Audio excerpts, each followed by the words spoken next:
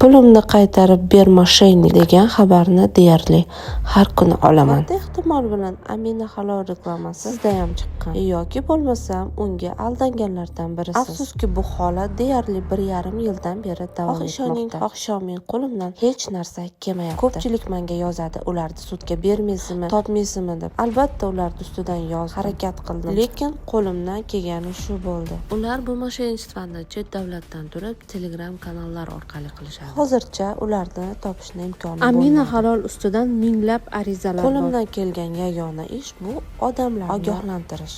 Hattoki bir kun kelib mani nomim bilan mana shu asosiy profilimda pulingizni ko'paytirib beraman degan videolar chiqsa ishonmang. Sababi bu profilim zlom bo'lgan bo'ladi. Men hech qachon bunaqa ish bilan shug'ullanmayman. Hech qachon sizlardan pul so'rab chiqmayman.